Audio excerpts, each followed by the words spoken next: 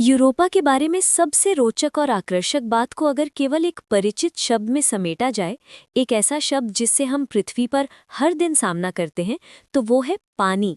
वैज्ञानिकों के अनुमानों के अनुसार इस उपग्रह में मौजूद पानी की मात्रा पृथ्वी के सभी महासागरों में मौजूद कुल पानी से भी लगभग 2 गुना अधिक हो सकती है। हमें वहां पहुंचना ही होगा। हमें प्रत्यक्ष रूप से उसकी जांच पड़ताल और खोज करनी होगी ताकि ये समझा जा सके कि क्या ये स्थान वास्तव में ऐसा वातावरण प्रदान करता है जो जीवन को जन्म दे सके, और क्या ये जीवन के अस्तित्व और विकास के लिए एक संभावनाशील ठिकाना हो सकता है। हालांकि यूरोपा तक पहुंचना अपने आप में एक अत्यंत बड़ी चुनौती है। ये उपग्रह अत्यधिक तीव्र विकिरण वाले सबसे कठोर वातावरण में स्थित है और बृहस्पति के शक्तिशाली विकिरण क्षेत्र के भीतर कैद है। यूरोपा बृहस्पति का एक उपग्रह है जिसका आकार पृथ्वी के चंद्रमा के लगभग बराबर है।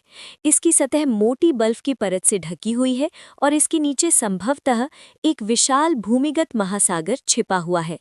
वैज्ञानिकों का मानना है कि यूरोपा में जीवन को बनाए रखने के लिए आवश्यक वे सभी मूलभूत तत्व मौजूद हैं, जैसा कि हम जीवन को समझते हैं। पहला, पानी। दूसरा, ऊर्जा का स्रोत। और तीसरा, मूलभूत रासायनिक यौगिक, वे शुरुआती ईंटें जिनसे जीवन की नींव रखी जाती है।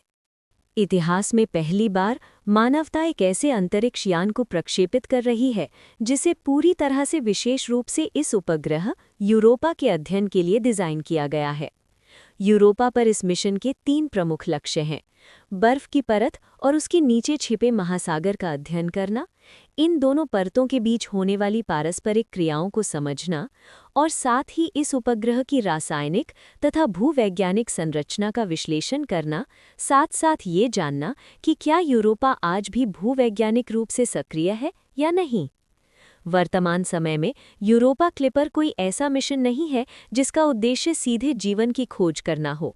इसके बजाय हमारा लक्ष्य ये आकलन करना है कि यूरोपा पर जीवन के अस्तित्व की संभावनाएं कितनी अनुकूल और वास्तविक हो सकती हैं। ये अंतरिक्ष यान 9 वैज्ञानिक उपकरणों के साथ साथ एक गुरुत्वाकर्षण अनुसंधान प्रयोग से सुसज्जित है। इनमें से 5 उपकरण दूर संवेदी यंत्र हैं जो यूरोपा की सतह से परावर्तित प्रकाश को मापते हैं, बिल्कुल कैमरों या स्पेक्ट्रोमीटर की तरह। शेष 4 उपकरण आसपास के अंतरिक्षीय वातावरण को मापने के लिए बनाए गए हैं, मानो वे अंतरिक्ष में मौजूद गैसों या धूल को सूंघ रहे हों। प्रिय मित्रों, यदि आपको ये वीडियो रोचक और ज्ञानवर्धक लगा हो तो कृपया हमारी टीम को एक लाइक देकर समर्थन करें और चैनल को सब्सक्राइब करना ना भूलें ताकि हमें आपके लिए और भी अधिक रोमांचक और दिलचस्प वीडियो बनाने की प्रेरणा मिलती रहे। आपके सहयोग के लिए हम दिल से धन्यवाद करते हैं। यूरोपा क्लिपर वो सबसे बड़ा अंतरिक्ष यान है जिसे नासा ने अब तक किसी ग्रह अन्वेषण मिशन के लिए निर्मित किया है। इसका वजन लगभग 13,000 पाउंड यानी करीब 6.5 टन है, लगभग एक विशाल अफ्रीकी हाथी के आकार के बराबर। इसके सौर पैनल भी उतने ही भव्य हैं। यदि पैनल का एक सिरा स्टैच्यू ऑफ लिबर्टी के चरणों में रखा जाए तो दूसरा सिरा उसके मुकुट तक पहुंच जाएगा।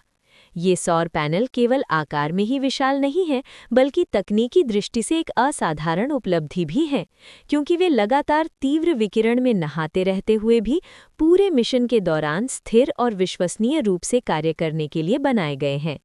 बृहस्पति के चारों ओर का विकिरण वातावरण अत्यंत उग्र और खतरनाक है और दुर्भाग्य से यूरोपा ठीक उसी सबसे जोखिम भरे क्षेत्र में स्थित है। बृहस्पति एक विशाल कण त्वरक की तरह कार्य करता है, जहां आवेशित कण इसके शक्तिशाली चुंबकीय क्षेत्र में फंस जाते हैं और पूरे ग्रह के साथ घूमते रहते हैं। ये कण लगातार यूरोपा से टकराते रहते हैं और वे सीधे हमारे अंतरिक्ष यान से भी टकराएंगे। अंतरिक्ष यान की सुरक्षा के लिए हमने 2 मुख्य उपाय अपनाए हैं। पहला, अत्यधिक विकिरण वाले क्षेत्रों में यान के बिताए जाने वाले समय को अधिकतम रूप से कम करना। इसी कारण यूरोपा क्लिपर कई बार यूरोपा के पास से उड़ान भरेगा, जबकि वो बृहस्पति के चारों ओर अपनी कक्षा में बना रहेगा।